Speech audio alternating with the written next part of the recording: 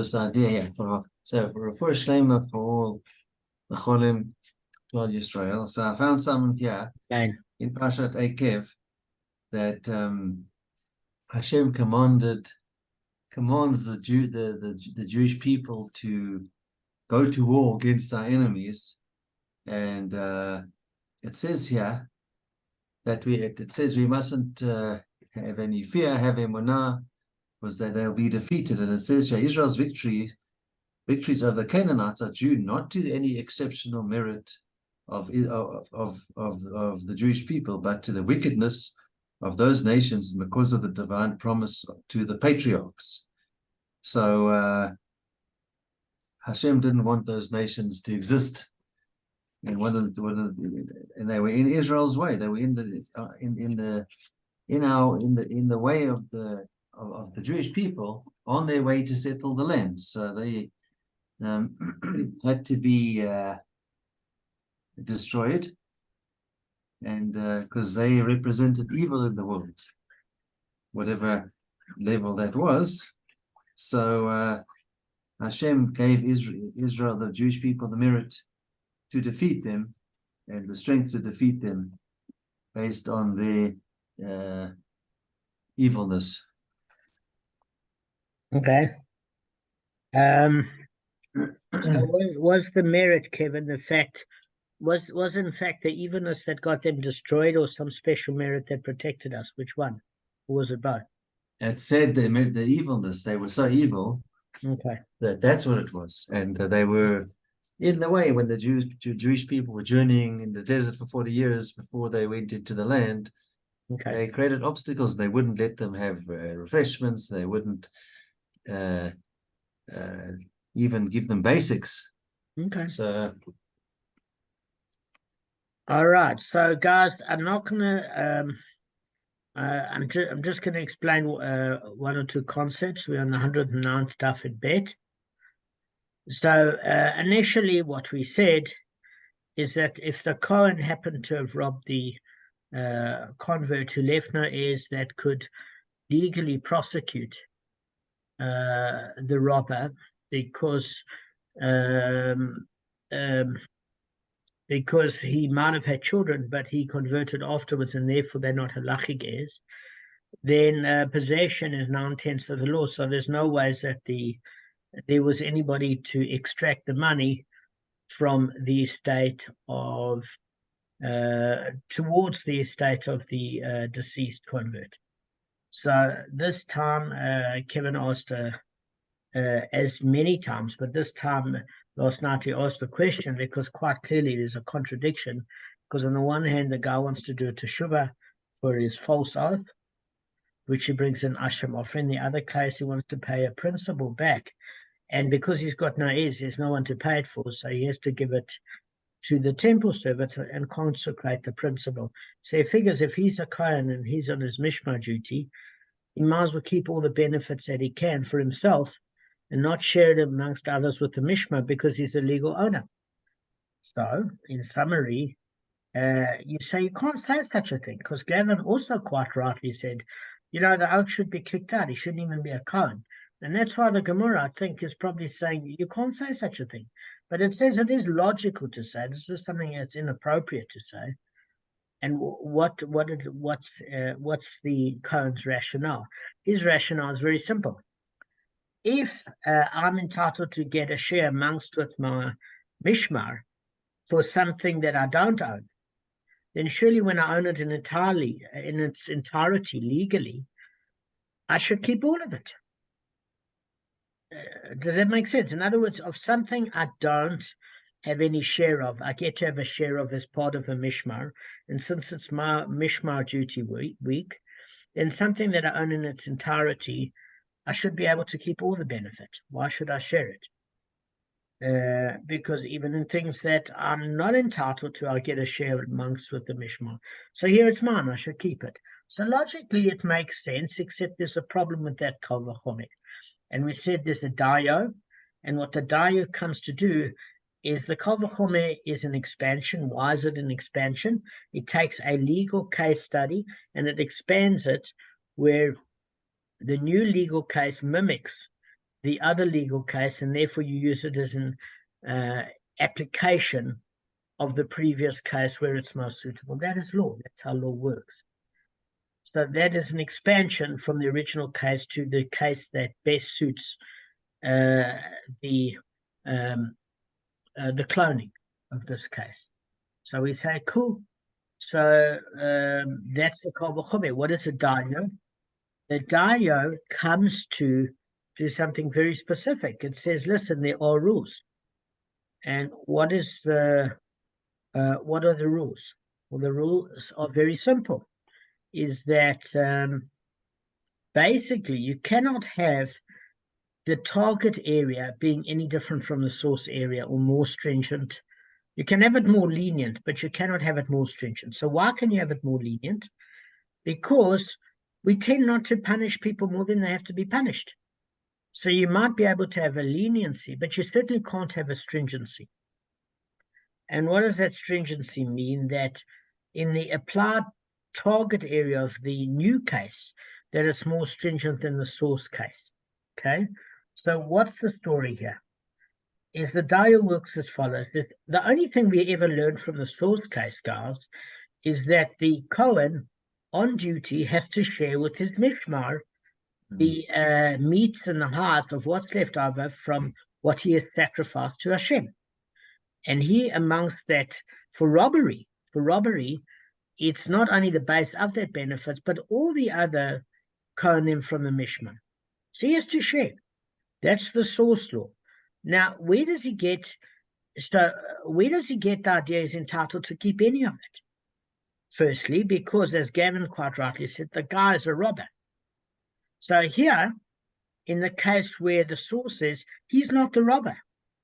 In fact, the Kohanim are all providing solutions for atonement. Okay? Here, he's part of the problem. He's the robber. He's not the Israelite that robbed. So he's not only not part of the solution only, but he's part of the problem. And his greed is reinforced because he wants to, again, not learn the lesson. He feels kind of bad, but he hasn't changed his ways. So as Gavin said, like, why is he entitled to anything, basically? Which is right. So we're saying, okay, maybe that's a bit too stringent. So if it's lenient, the best we can do for him is say, if he was a Kohen and his Mishmar duty was that week, even though he was the robber, he can still share the meat and the hearts with the other Kohanim. But don't think that you're entitled to all of it because you say it's yours legally. Just because somebody can't extract the money from you because they've got no heirs and you don't have any plaintiff, doesn't mean you've done the right thing here. So therefore, you're not entitled to keep it all, and that's a reasonable breaking the dayu of the Kol V'chomer argument. Then Rav Nassan stated the Kol V'chomer in different terms, and he said it in a brilliant way, and then I'll explain it. By the way, guys, this Chazorah, there's nothing wrong because all of you were a little exhausted last night. Shame, Kevin, I think you went for a run perhaps earlier from last. I did, but I'm tired today also. So okay, so this is not wasted. But I had a date before the lesson, so a fruit date, not a two-legged one. So that gives you a burst of energy. So all right, well, a two-legged one gives you a much bigger burst of energy. You can take it from me. So what we're saying, according to Rav Nassan, is that he put the Kol V'chomer in brilliant terms. What did he say?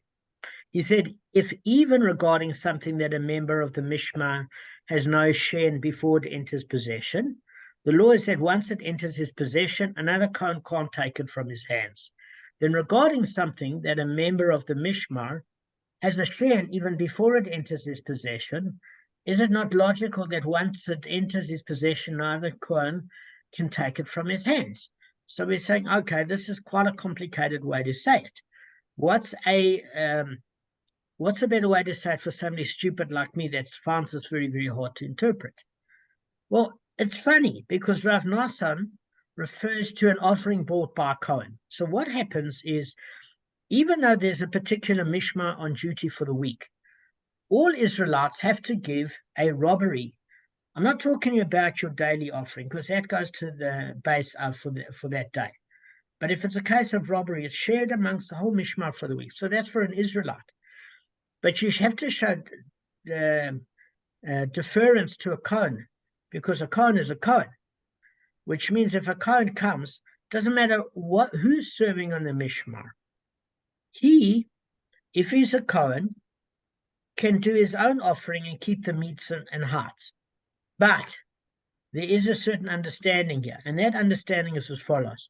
We're going with a classical case of a guy that bought a Kohen that bought a cow, and a Kohen now wants to consecrate that cow, and then gives everything Hashem requires, and then keeps over the meat and the heart. Now, it's a slightly different, so that Kohen doesn't have to share it with anybody else from the Mishmar at all. It's his to keep.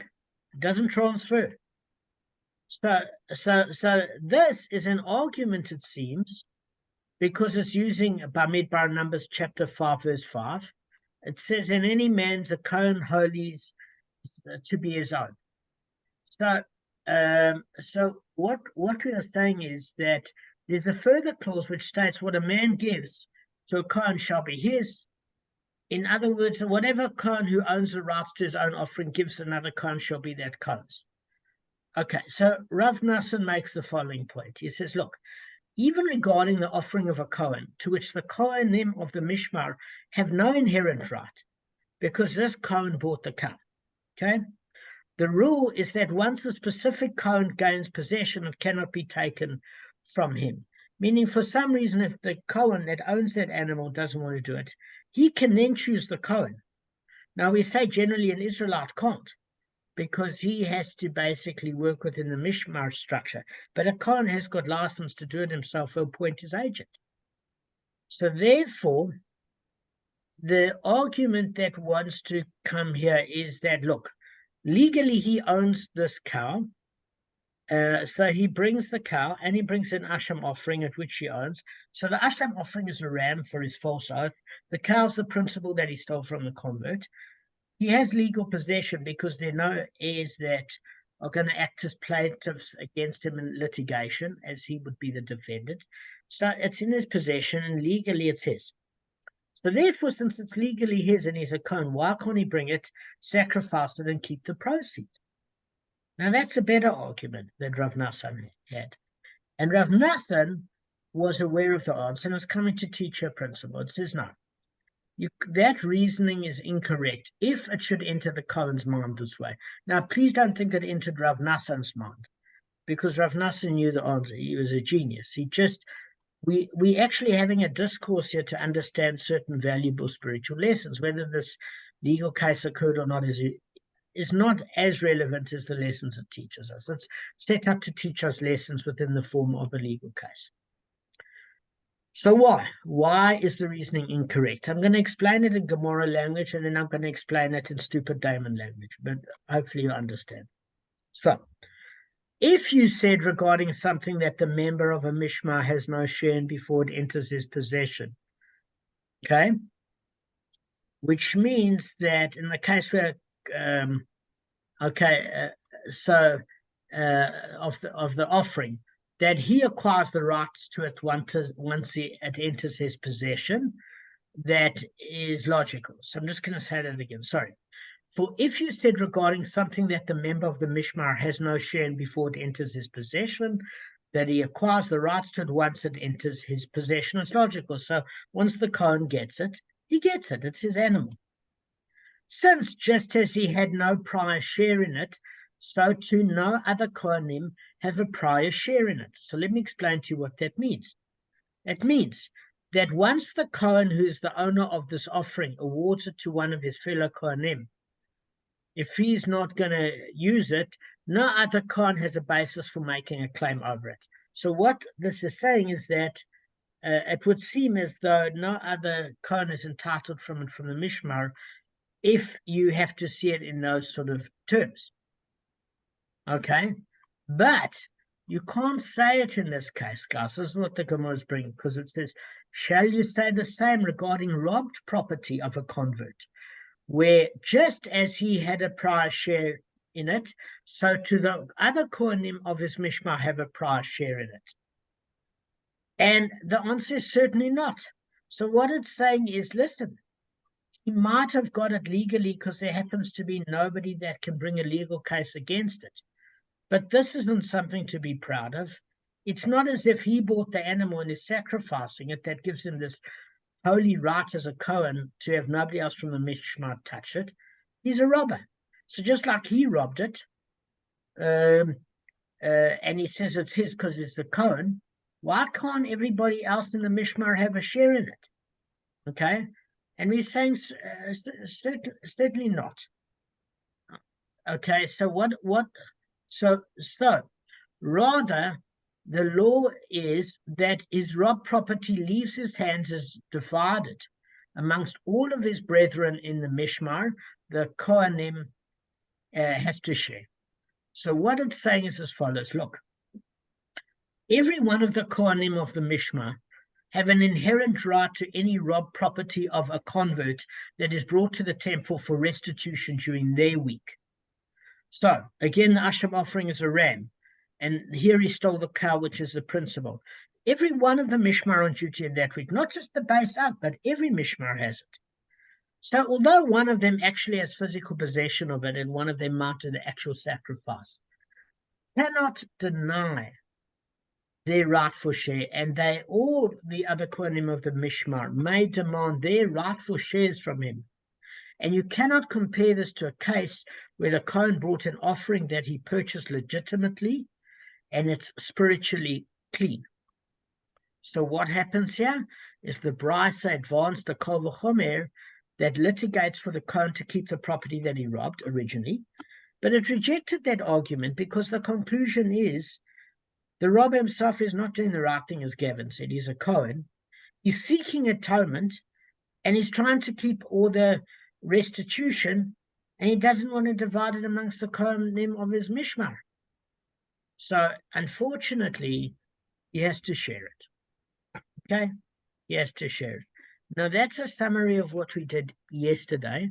I hope I gave it in reasonable terms. Yeah. Yeah, very good. Huh? Okay. Thank you. Okay. So it should all be crystal clear now. And all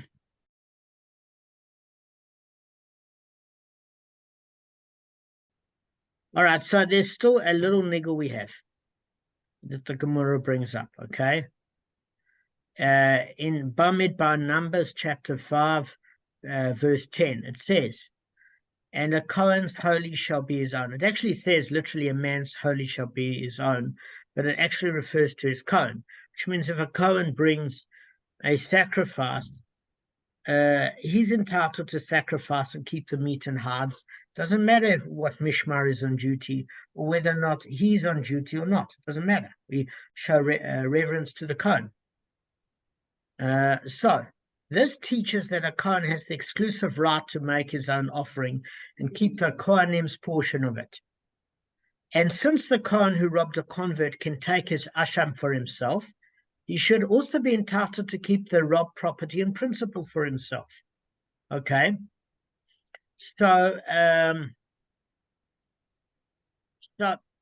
personally, I find this part of the argument a little difficult because we already addressed a different issue that if it's his own, that's one thing. If he robbed it and he didn't do the right thing, even though legally it is his own. But anyway, it's seeming to go back into it, and it's going to bring up some new principles. Let me just tell you what they are.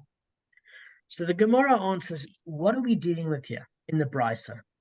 Which rules that the Kohen must make restitution to all the Kohanim of his Mishmar.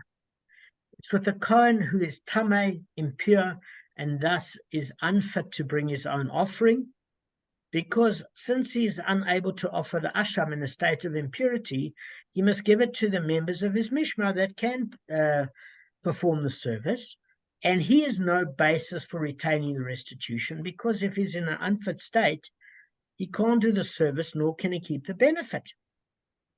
So that's a question that's brought up, and the Gemara counters there's a problem with suggesting that the Kohen is in a state of impurity. And when I tell you, it will sound absolutely logical. If the Brisa is dealing with a Kohen who is tamei, impure, how can it refer to the robbed property of a convert as something in which he has a share? Does a Kohen who is impure Tameh actually have a share in such a property? So it's saying that we learned this principle. I mean, the Mishnah that it's in is in Zavachim 98b, and it says only a tahor, a pure member of the Mishmar, can receive portions of the temple offering, both the meat and the heart. And since if he's in a state of impurity, he's excluded from receiving a share of robbed property that is bought by a penitent robber during his Mishmar. This is a category of temple offering, and therefore the very fact that the Brisa makes a statement saying that, listen, this Kohen has a share in it, and there's a Kol V'chomer, where he originally had a share in it, amongst others in his Mishmar. If he's in a state of impurity, the Brisa would never turn around and say he has a share in it. He can't have a share in it, because if you're in an unfit state to make the sacrifice, you can't partake of its benefits. So he wouldn't get a share. So the very fact that the Brisa said he has a share is proving that he's not in a state of tamei impurity. So the Gemara concedes that the Brisa is obviously referring to a Kohen who is pure, who is tahor, and therefore presents another answer to the question of why, if he can make his own offering, he can't keep the property that he robbed from the convert.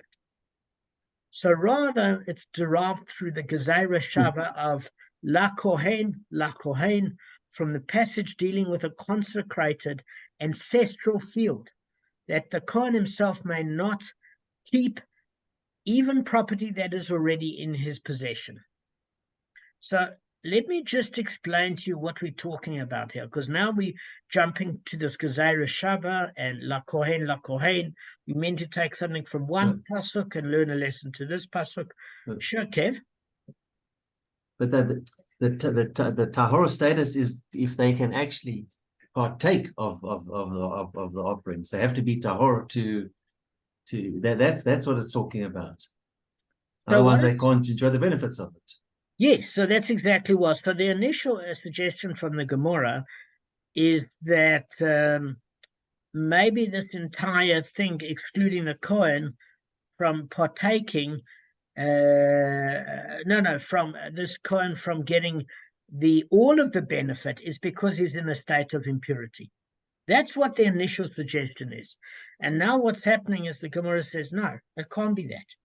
Because the very fact in the Brisa that it's saying that he shares it amongst others with his Mishmar is proof that he's not in a state of impurity. Okay? Because if he's in a state of impurity, he can't even share it, never mind keep the whole thing. And because the Brisa says he's got to share it with his Mishmar, this is actually proving that he's in a state of purity and not impure. Because it wouldn't be something in which he has a share. So the Gemara says, this Kohen is actually in a pure state. So the question is, does a Kohen who is pure, it says we know that this case of the Brisa, we're dealing with a Kohen that is pure. So we're saying is regarding a Kohen that is tamei, he doesn't have a share in such property. Exactly as Kevin said, if he can't make the sacrifice, he doesn't partake in the benefits of the meat and the heart. So the Gemara says, okay, so since we know the Kohen in this state is in the stage of purity, it presents another question as to why he can't make this his own offering, because legally he owns it, and he can't keep the property that he robbed from the convert. So it hasn't addressed all aspects yet. It's made one or two answers, and it says there's a Gezeira Shava from this pasuk that deals with consecrated ancestral land, and the Gezeira Shava is using the word La Kohen, and this is proof that the Kohen himself may not even keep the property that is already in his possession, because the Kohen's argument here is he wants to keep the animal because he said legally he possesses it. There's nobody suing him. He's keeping it. Okay, the morality is a separate issue, but the legal issue is an issue that has to be addressed of. So now, let me just explain to you what we're talking about here. Is if we look at that passage that deals with robbed property from a convert in Bamidbar chapter 5, verse 8, it says, the return debt is for Hashem, for the Kohen. And we explained that the Kohen has a physical body and therefore makes sacrifices to Hashem. Hashem's not going to eat it with, because he's not a corporeal being. He's infinite, so he's not going to do the physical eating. So his holy ones on earth do the sacrifices to Hashem, and they partake of the eating. And the aroma is pleasing to Hashem, it's burnt to Hashem, etc. So there's a passage dealing with the disposition of not a Kohen, but an Israelite. And the Israelite has an ancestral field, and he has consecrated it. So where do we see this? This is in Vayikra chapter 27, verse 21. And it uses the term, to the Kohen shall be his ancestral heritage. So what's this Gezerah Shava talking about? It's taking this thing in Bamidbar and taking Leviticus and seeing common words. And it says, look, it's coming to teach you a principle. This Gezerah Shava is teaching you that just as in regard to the ancestral field, the law is that if a Kohen gains possession, he can't keep it, but must relinquish it to members of his mishmar. So that too, in regard to the robbed property of the convert, even if the Kohen has possession, he must relinquish it to other members of his mishmar. So we say, look, we learn a similar case in Leviticus as we're learning in Numbers, and we have to mimic the rule that there's no ways that the Kohen can keep it for himself, and he has to share it with members of the mishmar. Because the other verse states, a man's holy shall be his own, and that's interpreted as referring to holies. What does holiness mean? It means that if he robbed an item, although there's nobody legally to pursue him and get it back for him, does that mean what he took is holy? Can that even be compared, guys, to a Kohen that bought his own cow and wants to sacrifice it to Hashem? How do you rob something and then sacrifice it to atonement, and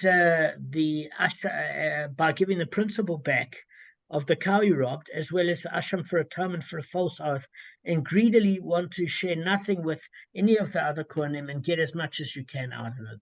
That's not considered holy to Hashem.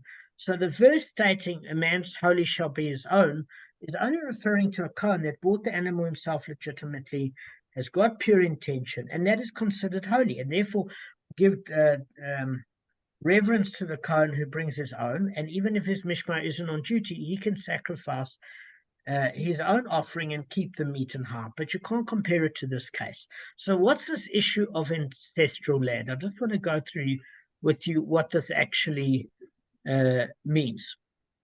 Okay, so it's taught in a brisa, for what purpose does the Torah state his ancestral heritage? What does it mean for what purpose?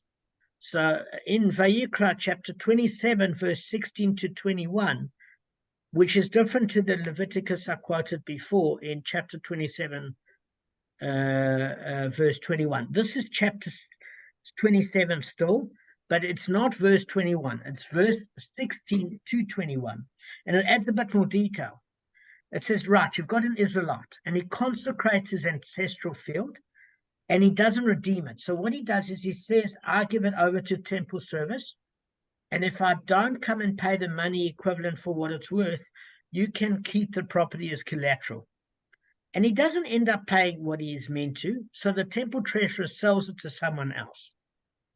And then when the Jubilee year arrives, the Yovel year, the field leaves the purchaser's possession, whoever bought it from the temple treasurer, and it's given back to the kohanim. So you might say, guys, why on earth would you buy something that you have to give back? And I want to give you an example.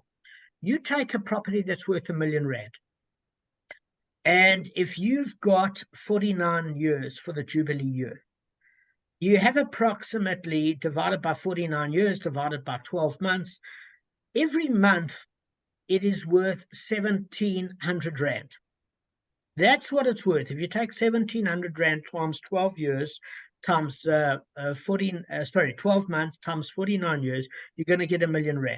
So what obviously happens is the temple treasurer goes to the person that's looking to buy it to generate funds for the temple, because the original owner lost his property because he never came up to redeem it with a consecrated monetary equivalent or whatever the case may be.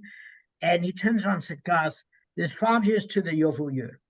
I'm not going to buy it at full value. What I'm going to do is I'm going to spend 1,700 Rand a month on the property, and then I'm going to spend that for 12 months times 5 years. So you've got 60 months. I'm going to give you 1,700 Rand, okay, times 60 months. So what I'm going to do is I'm going to pay 102,000 Rand for the property because I got it for 5 years. And in 5 years' time, the Kohanim can take it back. Do you get what I'm saying? So the person that redeems, because it's not redeemable, whoever redeems it from the temple treasury, because the original owner didn't, he gives a pro rata for what he thinks the property is worth based on the fact that he has to give it back at the Jubilee year.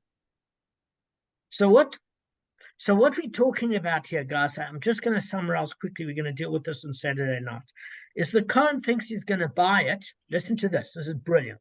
The Kohen thinks he's going to buy it when the original Israelite never redeemed his property as an investment portfolio, because he's worked out his mishmar is on duty for that Yom Kippur of the Jubilee year.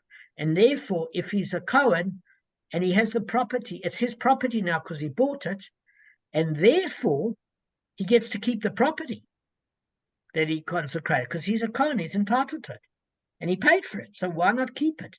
So he's a scheming oak, this scheming oak. So he's worked out 5 years hence, it's his mishmar on the Yom Kippur duty. He gets to keep the property. He doesn't have to give it back. So he's only paying like 60 months worth, which is 102,000 Rand out of a 1 million Rand property. And he figures he's going to keep it. And then he doesn't have to share it with the Kohanim of his mishmar.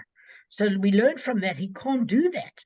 What he has to do is still share it with the Kohanim of his mishmar. The only exception is if it's property that he inherited. Okay, if it's property that he inherited from his ancestors and didn't buy it because he was financially prospecting for property and looking for an investment, but it was left to him by his father, whatever the case may be, then he can keep it if his mishmar is in the Yom Kippur Yovel year. But I don't know if he gets to keep the whole thing or part of it or some of the proceeds, but as the Kohen, he gets to have benefit because he's a Kohen. But it's only property that's rightfully his left to him in his ancestral heritage, not one that he invested in order to get it back when his mishmar is clocked on that Yovel year. So that's what we're saying. We're going to go through more of it on Saturday night. I hope it's making sense, and I hope you liked what we learned today. Does it make sense? It's saying it's like a rob property. You can't prospect and buy it for investment thinking you're going to get it back and not sharing it with your mishmar. Same thing. That's the Gezerah Shabbat of La Kohen, La Kohen.